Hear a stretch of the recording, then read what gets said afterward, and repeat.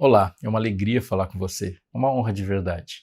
Eu sou o pastor Robson Aleixo, trabalho aqui na Novo Tempo como apresentador do programa Fé para Hoje. Eu quero te convidar a uma viagem imaginativa comigo agora.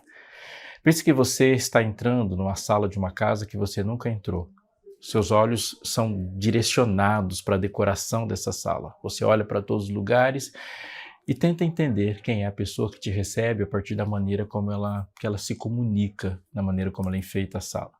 Uma coisa te chama a atenção: uma caixinha de vidro, fazendo parte da decoração ali, exposta para todo mundo ver, com uma pedrinha lá dentro, escura, pequenininha. Em algum momento você pergunta o que é aquilo, e alguém diz: é uma pedra que saiu dos meus rins. Estranho, né?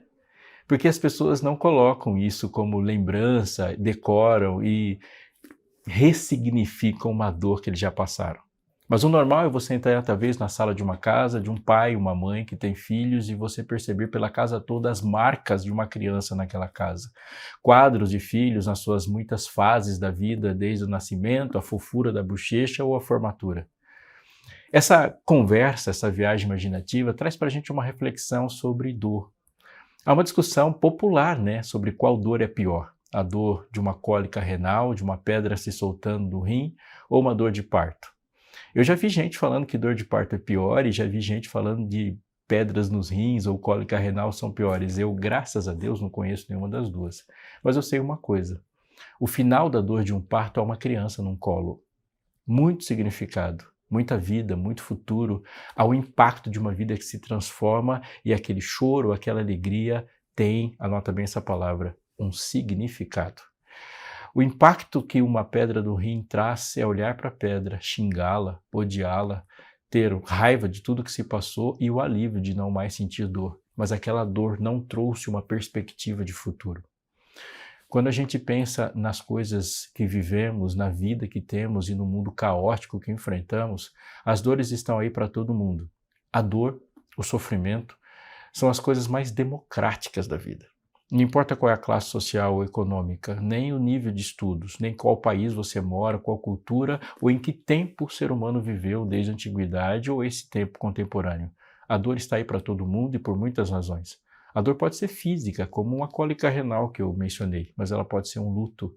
A dor pode ser a dor do outro que nos afeta por estarmos tão ligados. A dor pode vir de um passado mal resolvido ou na expectativa de um futuro terrível. Não importa, ela pode ser de uma tragédia, um terremoto, uma tsunami, uma enchente, uma fome. A dor existe, o sofrimento existe e procuramos respostas para elas. Quando eu olho, por exemplo, para alguns relatos bíblicos numa história passada, algumas coisas nos vêm à atenção para que a gente fique instrumentalizado para lidar com isso. Dois homens com grandes títulos na Bíblia nos dão exemplos. O primeiro chama Abrão, que depois passou a ser chamado de Abraão. Abraão tinha dinheiro, sim, bastante funcionários, ele tinha algumas perspectivas, um bom casamento, morava num bom lugar, o melhor lugar da Mesopotâmia. Abraão só não tinha um filho. Quando Jesus aparece na vida de Abraão, aos 75 anos de idade, as coisas vão se ressignificando na sua vida. De Abrão, pai exaltado, ele passa a ser o Abraão, o pai de muitas nações. Aquele homem passa a ter um significado para a história, para a redenção, para aquilo que Deus pretende fazer na história, no mundo, na minha vida. Abraão não tem descendentes até então, tudo que ele tem, tudo que construiu, tudo que herdou, vai ser passado para o Eliezer, que era seu herdeiro, que ele constituiu herança por ser o seu servo, o mordomo-mor da sua casa. Abraão com Cristo tem um filho, tem uma posse de terra, tem uma perspectiva. No momento dramático da sua vida, Deus aparece para ele e fala: Abraão, me entrega seu filho. Qual é o título desse homem? O pai da fé, o símbolo da fé. Naquele momento, Abraão está subindo no monte com Isaac em intenso sofrimento. Isso o relato está em Gênesis 22. E no momento brilhante do texto, ele diz para aqueles que acompanham que agora é a hora de parar e fala: subiremos e retornaremos. Essa frase é extremamente significativa, porque Abraão sabe uma coisa sobre a sua vida, sobre a história que está sendo construída ali e sobre Isaac. Ele, o monte e Isaac possuem um altíssimo significado. O que vai acontecer no topo do monte tem um alto significado. Haverá um sacrifício. Ali Abraão sobe obedecendo uma ordem, porque o que veio ao seu ouvido, sobe o monte, leva teu filho, o teu único filho a quem amas, e oferece-o ali em holocausto. Aquela voz coloca significado a todas as coisas. Conhecendo o propósito da vida de Isaac, Abraão responde: subiremos e voltaremos. Uma pausa. Pulando alguns anos na história, a gente conhece e pensa na história de um outro homem. Rico, famoso e que passou por muitas fases da vida. Ele foi o filho que sofria bullying dos irmãos mais velhos, o rejeitado, marginalizado, fugitivo, errante, herói de guerra, um grande lutador. Sim, viveu grandes amores, grandes decepções, o rei Davi. Davi é compositor, profeta. Ele é um homem completo, o maior governante de homens da história de Israel, o grande rei Davi, o homem segundo o coração de Deus. Mas nós podemos vê-lo neste momento no palácio, aos prantos, chorando e batendo no peito, dizendo: Absalão, meu filho, Absalão. Naquele momento ali, naquela altura do sucesso da sua vida, Davi chora pela morte de Absalão. Ele chora pela história que aconteceu com Absalão. Davi é um homem carente de significados, porque o que está acontecendo com seu filho foi uma dor indizível, ele está vendo perder o filho, mas quando ele constrói e pensa o porquê, a história e as respostas ficam mais complexas. Essas histórias trazem para a gente algumas reflexões, e as reflexões é que a dor existe, mas os significados para elas devem ser colocados para nos dar direção. Então, alguns pontos devem ser levantados para mim e para você nessa nossa vida. E, por favor, atente porque eu vou te dizer. Podemos dizer assim e perguntar sobre o propósito da dor. Podemos perguntar sobre o propósito do sofrimento. Mas essa resposta não vem gratuitamente. Quando vem? Por quê? Porque essa pergunta ela está faltando o elemento principal dela. Deus não dá exclusivamente propósitos para a dor. Deus dá propósito para as pessoas. Portanto, se você não conhece o seu propósito, dificilmente saberá o propósito dos sofrimentos, das alegrias, do sucesso e das quedas que você passa. Somente pessoas que tiveram uma forte consciência do seu propósito sabiam como lidar com as adversidades da vida que passaram. Uma frase se destaca, por exemplo, quando Pedro conversa com Jesus e ele fala assim: e este aí? Apontando a João. A resposta de Jesus é muito importante para a vida de Pedro e ecoa 2000 anos depois para mim. Ele diz: e este? Se eu quiser que ele fique vivo até que eu volte, que te importa? Quanto a ti, segue-me. Dizendo isso, no final do capítulo que encerra o livro de João, Deus fala para ele, e a frase que está lá é interessante: havendo de dizer para ele como ele deveria glorificar a Deus. Pedro, ao ouvir que alguém cingiria seus lombos e levaria ele para onde quisesse, entendeu que ele seria martirizado. E a tradição diz que Pedro foi crucificado de cabeça para baixo. Há algum propósito em ser crucificado de cabeça para baixo? É difícil saber essa resposta. Havia um propósito da vida daquele apóstolo? Sim, e Deus deixou bem claro: você vai viver para me glorificar. Paulo olhando para Deus e fala: Senhor, eu não aguento mais essa dor, aquilo que ele mesmo chama de espinho na carne. A resposta de Paulo, o que Paulo obtém de Deus é: Paulo, a minha graça te basta, porque o meu poder se aperfeiçoa na fraqueza. Uau! E ele vai continuar um diálogo maravilhoso e fala: e por que disso? E a resposta de Deus para Paulo é: para que você não fique soberbo. A dor existe, um espinho na carne está lá, e quando nós olhamos somente para o espinho na carne, podemos perguntar qual é a razão desse sofrimento físico, ou psíquico, emocional, que Paulo podia, ou eu podia, ou você poderíamos estar passando. Deus fala: eu não tenho propósito exclusivamente para os espinhos na sua carne, mas eu tenho um propósito para você. E no meu propósito para você, a soberba é o seu principal inimigo. Isso existe para que você seja humilde. Eu vou repetir porque isso é muito importante. Não existe um propósito para o sofrimento, mas existem propósitos para você. Eu posso dar um salto de muitas páginas nesse momento e voltar lá para o começo da Bíblia.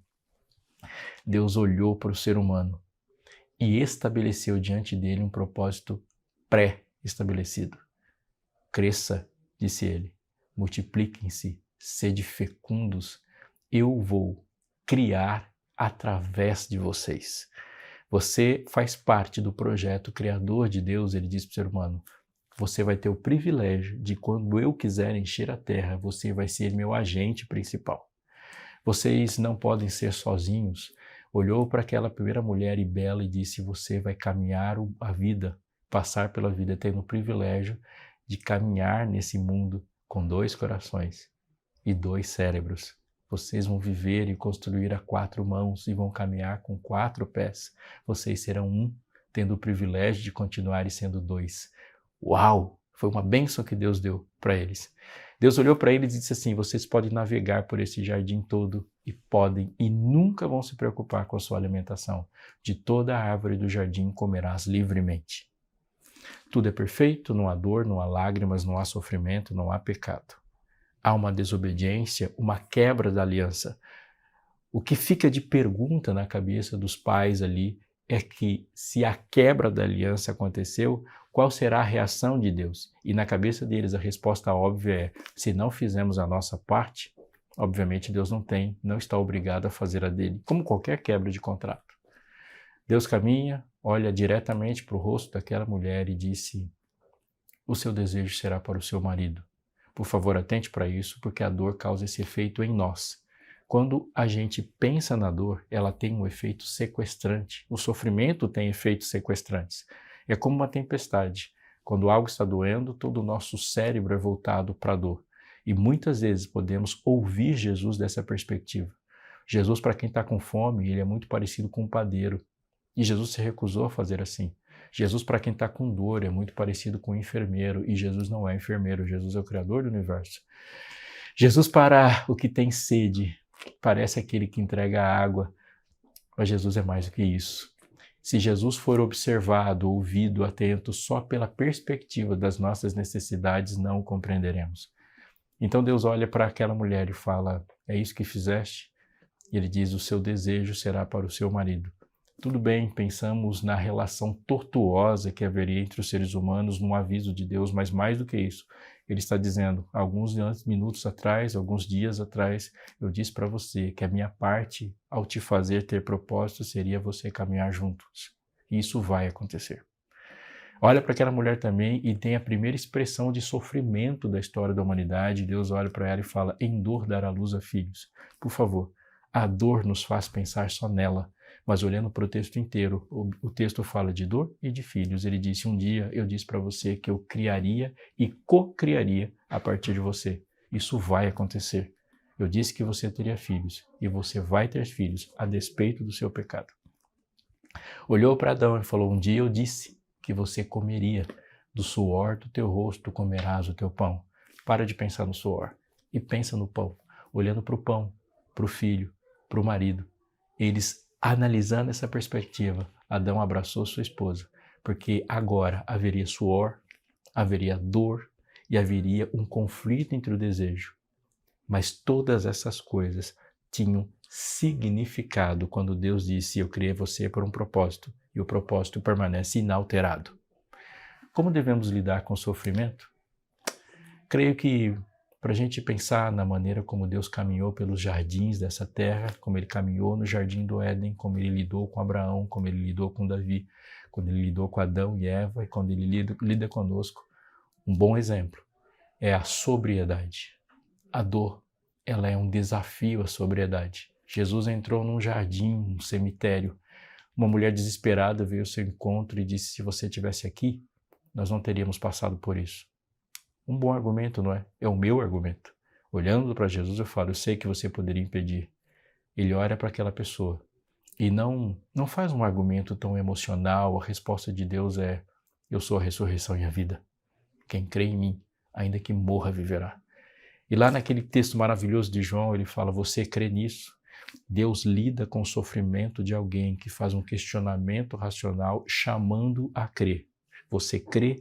Ela disse, sim, eu creio. E a sobriedade de Jesus está em colocar uma gota na crença. Aparece uma outra mulher, irmã, tão enlutada quanto, num desespero, e fala para Jesus, por que você não apareceu? Se você estivesse aqui, meu irmão não teria morrido. Jesus chora. Jesus chorou. Para uma ele disse, crê.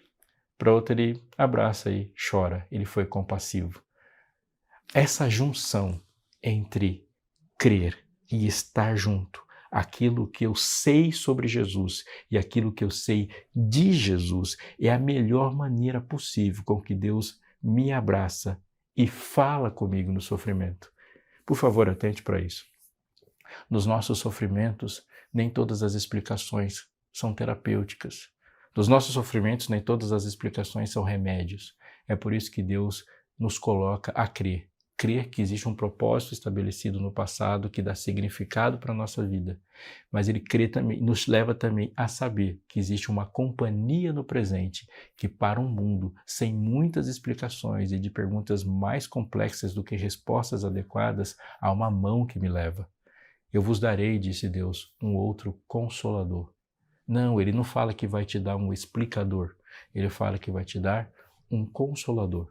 Esse consolador não estará somente ao seu lado, ao redor de você ou atrás de você, gritando vai, ou lá na sua frente, te chamando para vir.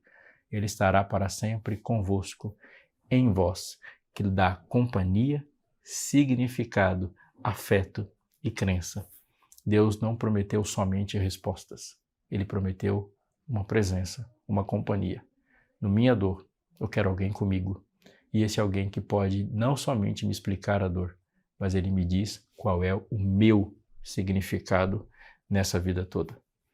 Você precisa perguntar para si mesmo hoje, qual é o significado da sua vida? Como que o seu propósito está sendo vivido? Eu termino te chamando a pensar num texto maravilhoso que Paulo disse para os romanos. Estou certo, sim, que todas as coisas, diz ele, cooperam para o bem daqueles que amam a Deus.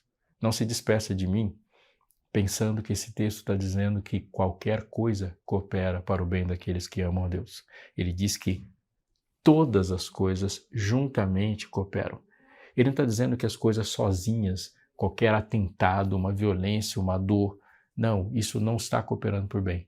Mas que aquilo que você sabe sobre Jesus, aquilo que você sabe sobre si mesmo e que ele comunicou, a maneira como você se relaciona com seus amigos, a sua rede de apoio, aquilo que você entende da maneira como você vai ajudar nos sofrimentos dos outros, juntamente com as agruras, sofrimentos, angústias e dores que passamos, essas coisas todas juntas formam um significado para aquele que ama, mas as coisas só vão significar se elas começarem com um ponto.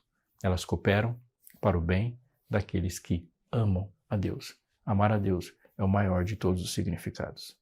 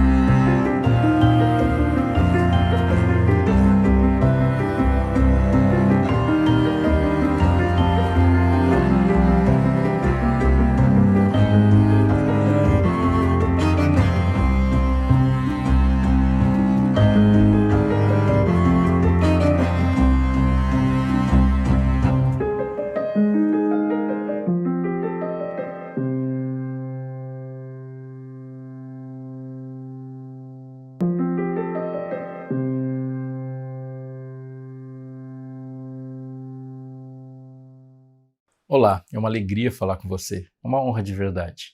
Eu sou o pastor Robson Aleixo, trabalho aqui na Novo Tempo como apresentador do programa Fé para Hoje. Eu quero te convidar a uma viagem imaginativa comigo agora. Pense que você está entrando numa sala de uma casa que você nunca entrou.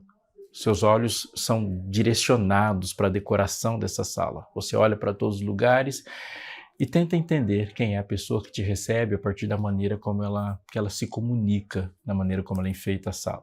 Uma coisa te chama a atenção: uma caixinha de vidro, fazendo parte da decoração ali, exposta para todo mundo ver, com uma pedrinha lá dentro, escura, pequenininha. Em algum momento você pergunta o que é aquilo, e alguém diz: é uma pedra que saiu dos meus rins. Estranho, né? Porque as pessoas não colocam isso como lembrança, decoram e ressignificam uma dor que eles já passaram. Mas o normal é você entrar talvez na sala de uma casa, de um pai, uma mãe que tem filhos e você perceber pela casa toda as marcas de uma criança naquela casa. Quadros de filhos nas suas muitas fases da vida, desde o nascimento, a fofura da bochecha ou a formatura.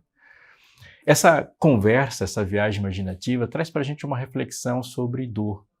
Há uma discussão popular, né, sobre qual dor é pior. A dor de uma cólica renal, de uma pedra se soltando do rim, ou uma dor de parto.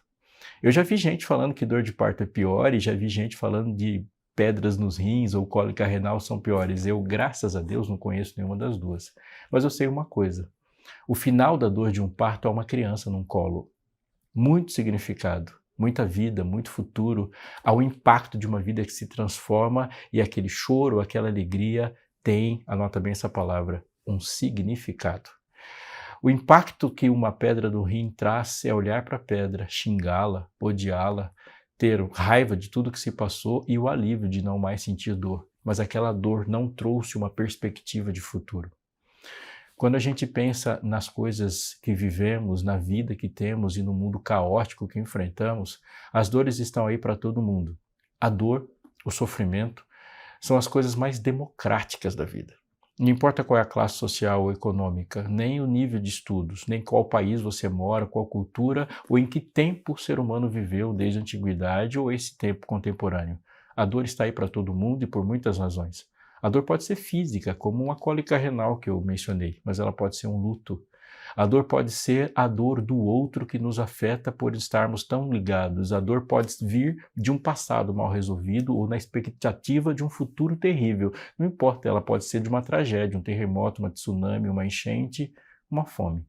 A dor existe, o sofrimento existe e procuramos respostas para elas. Quando eu olho, por exemplo, para alguns relatos bíblicos numa história passada, algumas coisas nos vêm à atenção para que a gente fique instrumentalizado para lidar com isso. Dois homens com grandes títulos na Bíblia nos dão exemplos. O primeiro chama Abrão, que depois passou a ser chamado de Abraão. Abraão tinha dinheiro, sim, bastante funcionários, ele tinha algumas perspectivas, um bom casamento, morava num bom lugar, o melhor lugar da Mesopotâmia. Abraão só não tinha um filho.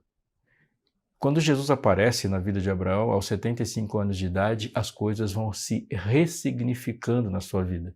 De Abraão, pai exaltado, ele passa a ser o Abraão, o pai de muitas nações. Aquele homem passa a ter um significado para a história, para a redenção, para aquilo que Deus pretende fazer na história, no mundo, na minha vida. Abraão não tem descendentes até então, tudo que ele tem, tudo que construiu, tudo que herdou, vai ser passado para o Eliezer, que era seu herdeiro, que ele constituiu herança por ser o seu servo, o mordomo-mor da sua casa. Abraão com Cristo tem um filho, tem uma posse de terra, tem uma perspectiva. No momento dramático da sua vida, Deus aparece para ele e fala: Abraão, me entrega seu filho. Qual é o título desse homem? O pai da fé, o símbolo da fé. Naquele momento, Abraão está subindo no monte com Isaac em intenso sofrimento. Isso o relato está em Gênesis 22. E no momento brilhante do texto, ele diz para aqueles que acompanham que agora é a hora de parar e fala: subiremos e retornaremos. Essa frase é extremamente significativa, porque Abraão sabe uma coisa sobre a sua vida, sobre a história que está sendo construída ali e sobre Isaac. Ele, o monte e Isaac possuem um altíssimo significado. O que vai acontecer no topo do monte tem um alto significado. Haverá um sacrifício. Ali Abraão sobe obedecendo uma ordem, porque o que veio ao seu ouvido, sobe o monte, leva teu filho, o teu único filho a quem amas, e oferece-o ali em holocausto. Aquela voz coloca significado a todas as coisas. Conhecendo o propósito da vida de Isaac, Abraão responde: subiremos e voltaremos. Uma pausa. Pulando alguns anos na história, a gente conhece e pensa na história de um outro homem. Rico, famoso e que passou por muitas fases da vida. Ele foi o filho que sofria bullying dos irmãos mais velhos, o rejeitado, marginalizado, fugitivo, errante, herói de guerra, um grande lutador. Sim, viveu grandes amores, grandes decepções, o rei Davi. Davi é compositor, profeta. Ele é um homem completo, o maior governante de homens da história de Israel, o grande rei Davi, o homem segundo o coração de Deus. Mas nós podemos vê-lo neste momento no palácio, aos prantos, chorando e batendo no peito, dizendo: Absalão, meu filho, Absalão. Naquele momento ali, naquela altura do sucesso da sua vida, Davi chora pela morte de Absalão. Ele chora pela história que aconteceu com Absalão. Davi é um homem carente de significados. Porque o que está acontecendo com seu filho foi uma dor indizível, ele está vendo perder o filho.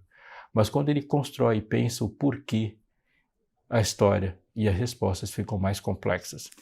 Essas histórias trazem para a gente algumas reflexões. E as reflexões é que a dor existe, mas os significados para elas devem ser colocados para nos dar direção. Então, alguns pontos devem ser levantados para mim e para você nessa nossa vida. E, por favor, atente porque eu vou te dizer. Podemos dizer assim e perguntar sobre o propósito da dor. Podemos perguntar sobre o propósito do sofrimento. Mas essa resposta não vem gratuitamente. Quando vem? Por quê? Porque essa pergunta ela está faltando o elemento principal dela.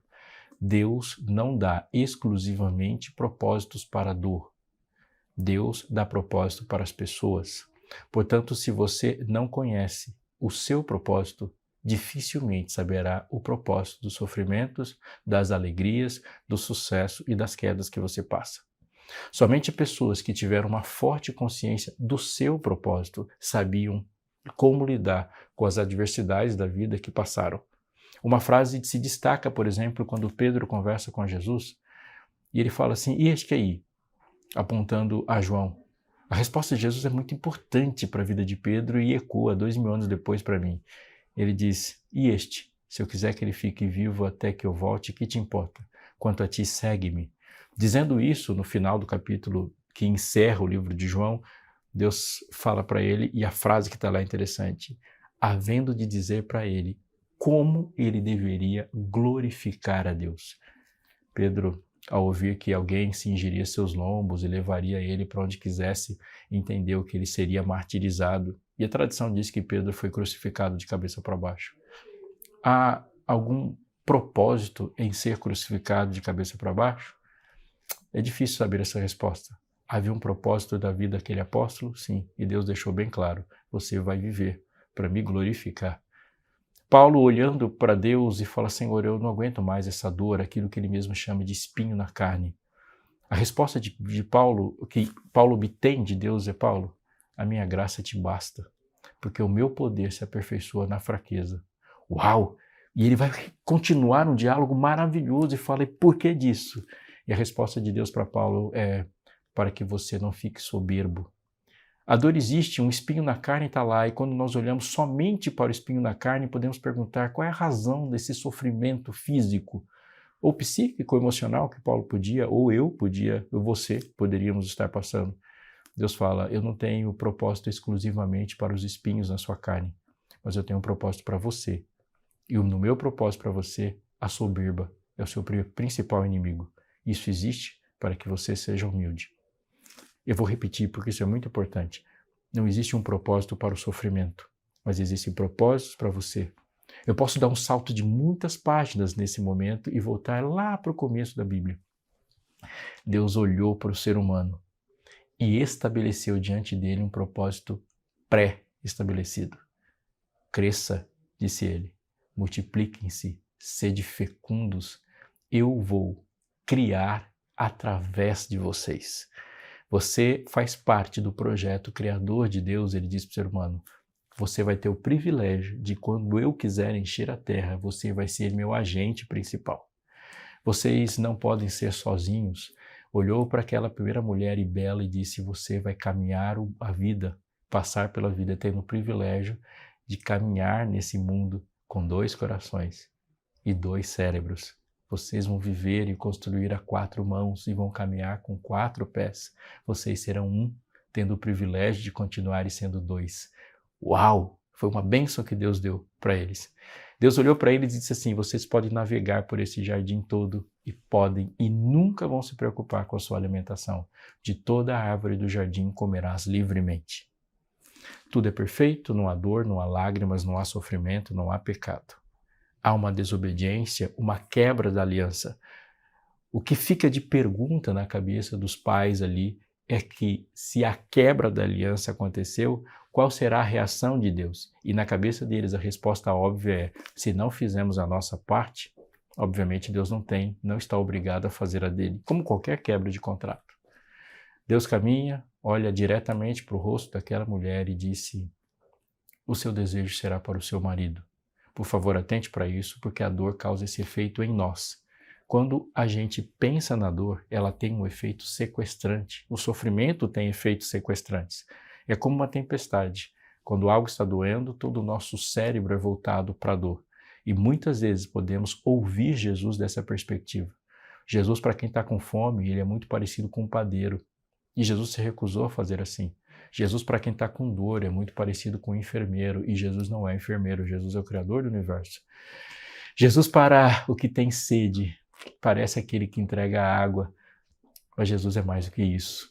Se Jesus for observado, ouvido, atento só pela perspectiva das nossas necessidades, não o compreenderemos. Então Deus olha para aquela mulher e fala, é isso que fizeste? E ele diz, o seu desejo será para o seu marido. Tudo bem, pensamos na relação tortuosa que haveria entre os seres humanos num aviso de Deus, mas mais do que isso, ele está dizendo, alguns minutos atrás, alguns dias atrás, eu disse para você que a minha parte ao te fazer ter propósito seria você caminhar juntos. E isso vai acontecer. Olha para aquela mulher também e tem a primeira expressão de sofrimento da história da humanidade. Deus olha para ela e fala, em dor dará luz a filhos. Por favor, a dor nos faz pensar só nela. Mas olhando para o texto inteiro, o texto fala de dor e de filhos. Ele disse, um dia eu disse para você que eu criaria e co-criaria a partir de você. Isso vai acontecer. Eu disse que você teria filhos e você vai ter filhos a despeito do seu pecado. Olhou para Adão e falou, um dia eu disse que você comeria do suor do teu rosto, comerás o teu pão. Para de pensar no suor e pensa no pão. Olhando para o pão, para o filho, para o marido. Eles analisando essa perspectiva, Adão abraçou sua esposa, porque agora haveria suor, haveria dor e haveria um conflito entre o desejo. Mas todas essas coisas tinham significado quando Deus disse, eu criei você por um propósito, e o propósito permanece inalterado. Como devemos lidar com o sofrimento? Creio que para a gente pensar na maneira como Deus caminhou pelos jardins dessa terra, como ele caminhou no jardim do Éden, como ele lidou com Abraão, como ele lidou com Davi, quando ele lidou com Adão e Eva e quando ele lida conosco, um bom exemplo é a sobriedade. A dor, ela é um desafio à sobriedade. Jesus entrou num jardim, um cemitério. Uma mulher desesperada veio ao seu encontro e disse, se você estivesse aqui, nós não teríamos passado por isso. Um bom argumento, não é? É o meu argumento. Olhando para Jesus, eu falo, eu sei que você poderia impedir. Ele olha para aquela pessoa e não faz um argumento tão emocional. A resposta de Deus é, eu sou a ressurreição e a vida. Quem crê em mim, ainda que morra, viverá. E lá naquele texto maravilhoso de João, ele fala, você crê nisso? Deus lida com o sofrimento de alguém que faz um questionamento racional chamando a crer. Você crê? Ela disse, sim, eu creio. E a sobriedade de Jesus está em colocar uma gota na crença. Aparece uma outra mulher, irmã, tão enlutada quanto, num desespero, e fala para Jesus, por que você não apareceu? Se você estivesse aqui, meu irmão não teria morrido. Jesus chora. Jesus chorou. Para uma ele disse, crê. Para outra ele abraça e chora. Ele foi compassivo. Essa junção entre crer e estar junto, aquilo que eu sei sobre Jesus e aquilo que eu sei de Jesus, é a melhor maneira possível com que Deus me abraça e fala comigo no sofrimento. Por favor, atente para isso. Nos nossos sofrimentos, nem todas as explicações são terapêuticas. Nos nossos sofrimentos, nem todas as explicações são remédios. É por isso que Deus nos coloca a crer. Crer que existe um propósito estabelecido no passado que dá significado para a nossa vida. Mas Ele crê também, nos leva também a saber que existe uma companhia no presente que, para um mundo sem muitas explicações e de perguntas mais complexas do que respostas adequadas, há uma mão que me leva. Eu vos darei, disse Deus, um outro consolador. Não, Ele não fala que vai te dar um explicador. Ele fala que vai te dar um consolador. Esse consolador não estará somente ao seu lado, ao redor de você ou atrás de você, gritando vai, ou lá na sua frente, te chamando para vir. Ele estará para sempre convosco, em vós, que lhe dá companhia, significado, afeto e crença. Deus não prometeu somente respostas. Ele prometeu uma presença, uma companhia. No minha dor, eu quero alguém comigo. E esse alguém que pode não somente me explicar a dor, mas ele me diz qual é o meu significado nessa vida toda. Você precisa perguntar para si mesmo hoje, qual é o significado da sua vida? Como que o seu propósito está sendo vivido? Eu termino te chamando a pensar num texto maravilhoso que Paulo disse para os romanos. Estou certo, sim, que todas as coisas, diz ele, cooperam para o bem daqueles que amam a Deus. Não se despeça de mim pensando que esse texto está dizendo que qualquer coisa coopera para o bem daqueles que amam a Deus. Ele diz que todas as coisas juntamente cooperam. Ele não está dizendo que as coisas sozinhas, qualquer atentado, uma violência, uma dor, não, isso não está cooperando por bem. Mas que aquilo que você sabe sobre Jesus, aquilo que você sabe sobre si mesmo e que ele comunicou, a maneira como você se relaciona com seus amigos, a sua rede de apoio, aquilo que você entende da maneira como você vai ajudar nos sofrimentos dos outros, juntamente com as agruras, sofrimentos, angústias e dores que passamos, essas coisas todas juntas formam um significado para aquele que ama, mas as coisas só vão significar se elas começarem com um ponto. Elas cooperam para o bem daqueles que amam a Deus. Amar a Deus é o maior de todos os significados.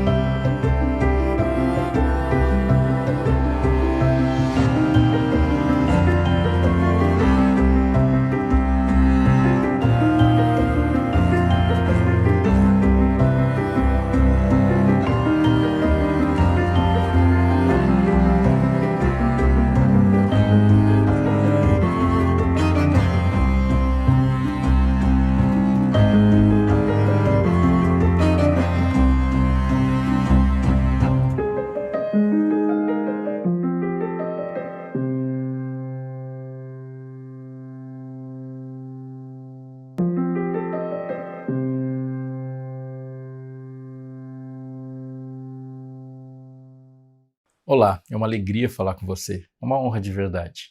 Eu sou o pastor Robson Aleixo, trabalho aqui na Novo Tempo como apresentador do programa Fé para Hoje. Eu quero te convidar a uma viagem imaginativa comigo agora. Pense que você está entrando numa sala de uma casa que você nunca entrou.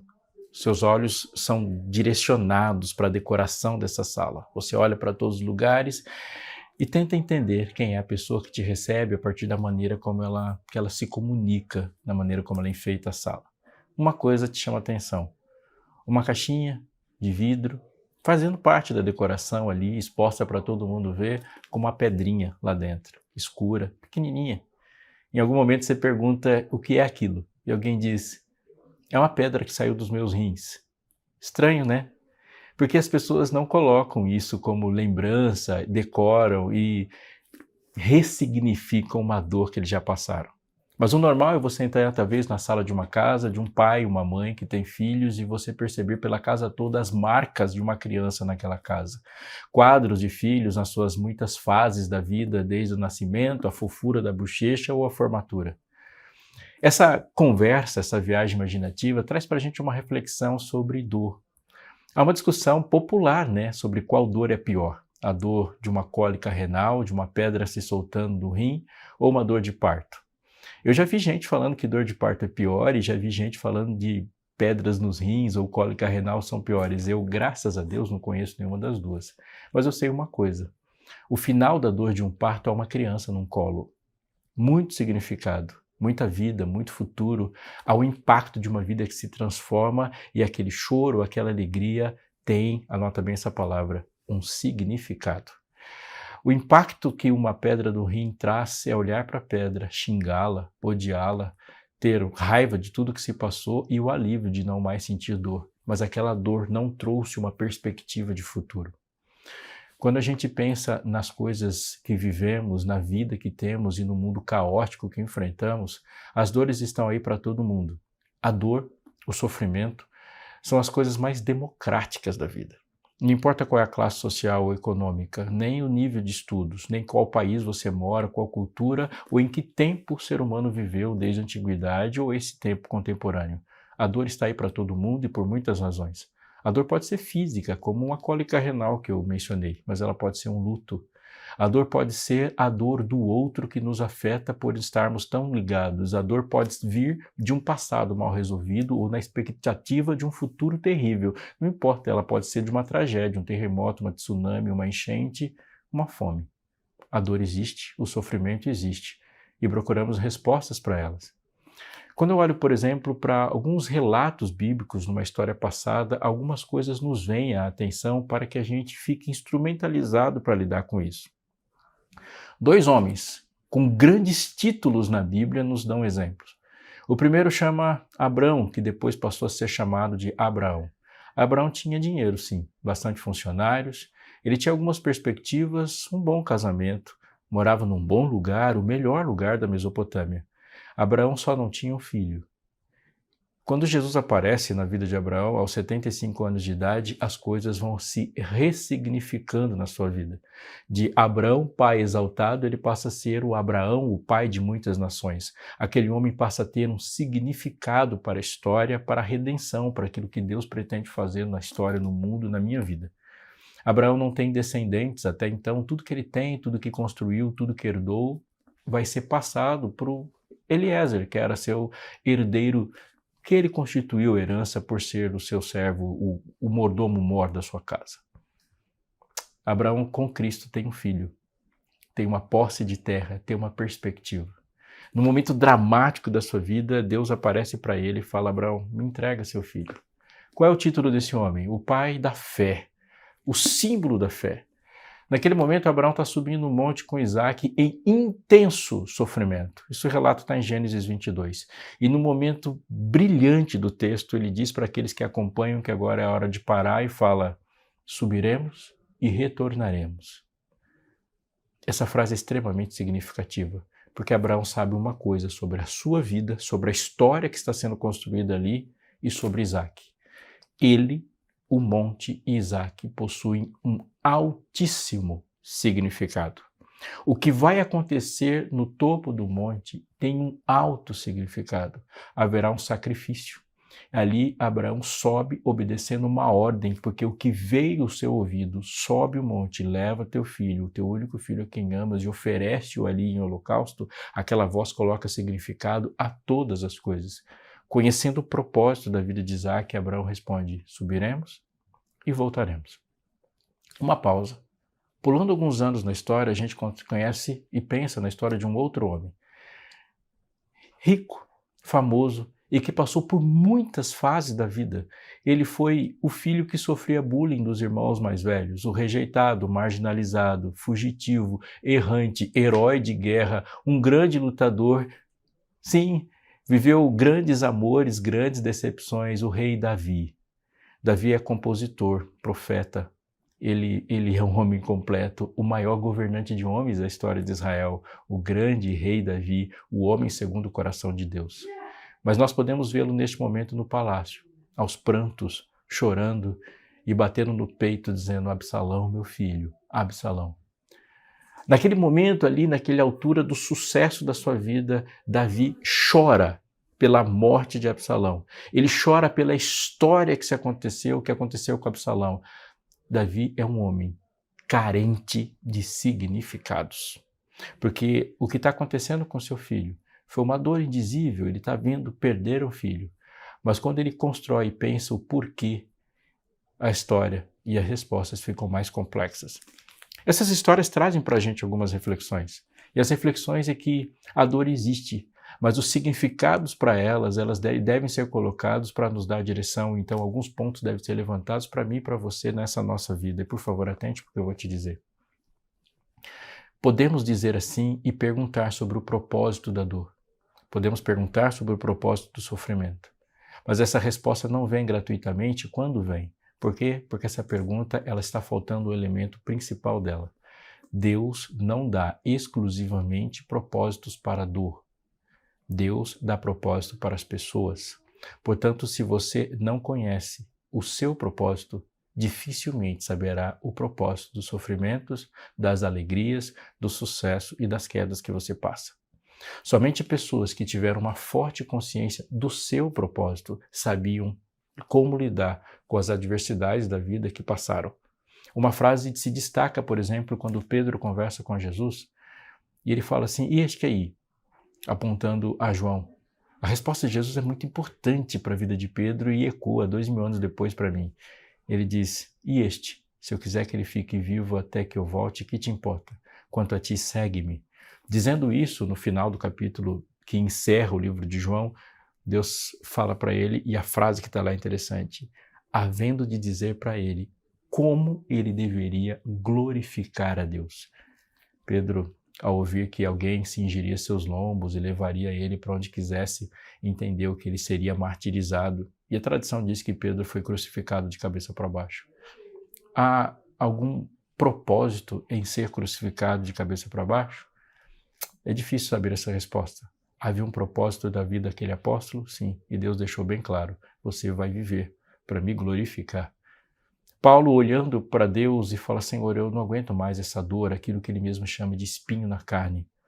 A resposta de Paulo, que Paulo obtém de Deus é: Paulo, a minha graça te basta, porque o meu poder se aperfeiçoa na fraqueza. Uau! E ele vai continuar um diálogo maravilhoso e fala: e por que disso? E a resposta de Deus para Paulo é: para que você não fique soberbo. A dor existe, um espinho na carne está lá, e quando nós olhamos somente para o espinho na carne, podemos perguntar qual é a razão desse sofrimento físico, ou psíquico, emocional, que Paulo podia, ou eu podia, ou você poderíamos estar passando. Deus fala: eu não tenho propósito exclusivamente para os espinhos na sua carne, mas eu tenho um propósito para você. E no meu propósito para você, a soberba é o seu principal inimigo. Isso existe para que você seja humilde. Eu vou repetir porque isso é muito importante.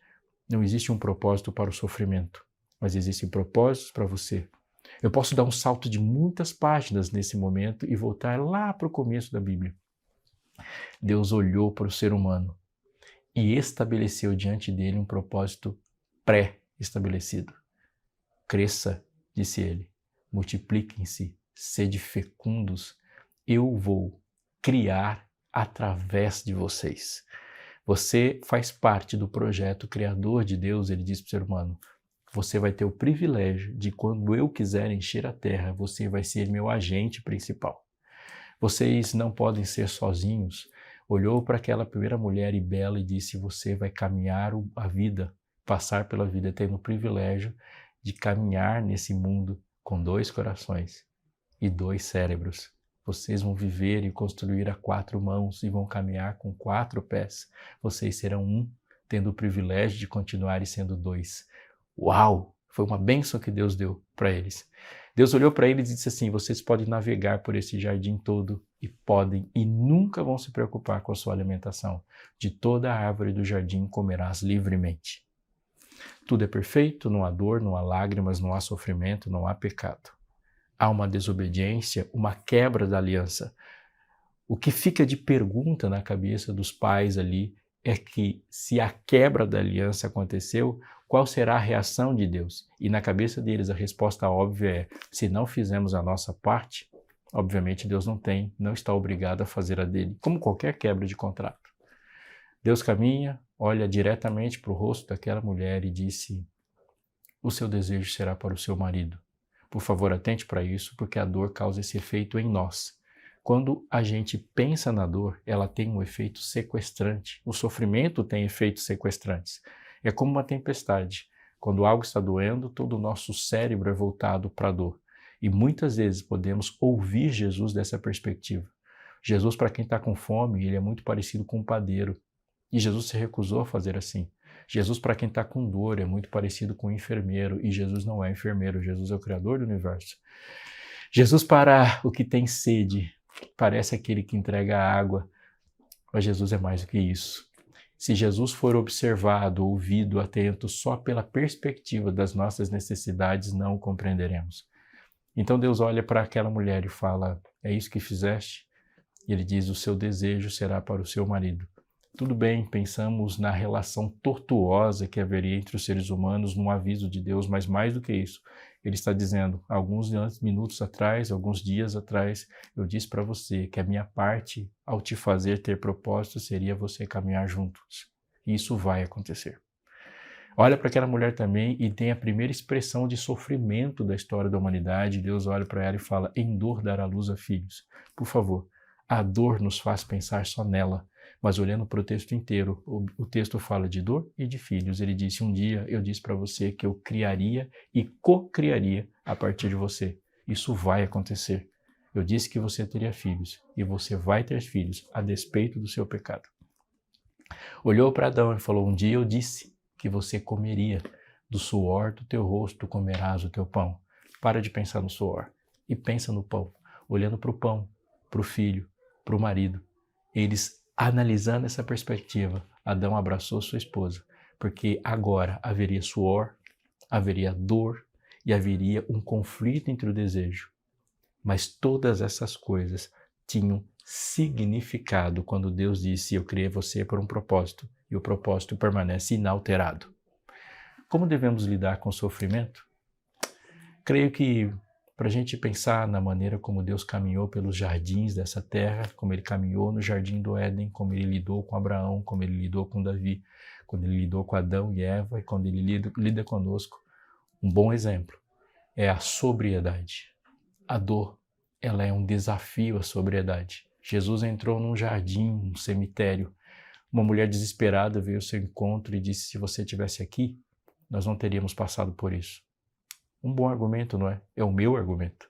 Olhando para Jesus, eu falo, eu sei que você poderia impedir. Ele olha para aquela pessoa e não faz um argumento tão emocional. A resposta de Deus é, eu sou a ressurreição e a vida. Quem crê em mim, ainda que morra, viverá. E lá naquele texto maravilhoso de João, ele fala, você crê nisso? Deus lida com o sofrimento de alguém que faz um questionamento racional chamando a crer. Você crê? Ela disse, sim, eu creio. E a sobriedade de Jesus está em colocar uma gota na crença. Aparece uma outra mulher, irmã, tão enlutada quanto, num desespero, e fala para Jesus, por que você não apareceu? Se você estivesse aqui, meu irmão não teria morrido. Jesus chora. Jesus chorou. Para uma ele disse, crê. Para outra ele abraça e chora. Ele foi compassivo. Essa junção entre crer e estar junto, aquilo que eu sei sobre Jesus e aquilo que eu sei de Jesus, é a melhor maneira possível com que Deus me abraça e fala comigo no sofrimento. Por favor, atente para isso. Nos nossos sofrimentos, nem todas as explicações são terapêuticas. Nos nossos sofrimentos, nem todas as explicações são remédios. É por isso que Deus nos coloca a crer. Crer que existe um propósito estabelecido no passado que dá significado para a nossa vida. Mas Ele crê também, nos leva também a saber que existe uma companhia no presente que para um mundo sem muitas explicações e de perguntas mais complexas do que respostas adequadas, há uma mão que me leva. Eu vos darei, disse Deus, um outro consolador. Não, Ele não fala que vai te dar um explicador.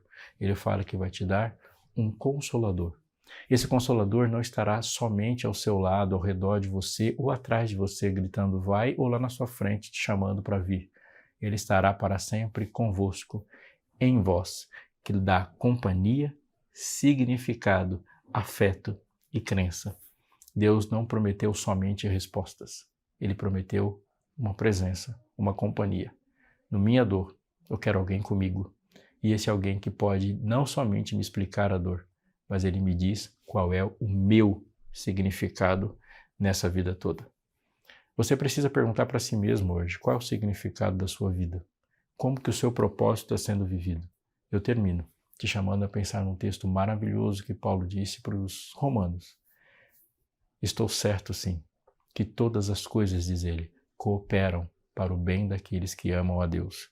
Não se despeça de mim pensando que esse texto está dizendo que qualquer coisa coopera para o bem daqueles que amam a Deus. Ele diz que todas as coisas juntamente cooperam. Ele não está dizendo que as coisas sozinhas, qualquer atentado, uma violência, uma dor, não, isso não está cooperando por bem. Mas que aquilo que você sabe sobre Jesus, aquilo que você sabe sobre si mesmo e que ele comunicou, a maneira como você se relaciona com seus amigos, a sua rede de apoio, aquilo que você entende da maneira como você vai ajudar nos sofrimentos dos outros, juntamente com as agruras, sofrimentos, angústias e dores que passamos, essas coisas todas juntas formam um significado para aquele que ama, mas as coisas só vão significar se elas começarem com um ponto. Elas cooperam para o bem daqueles que amam a Deus. Amar a Deus é o maior de todos os significados.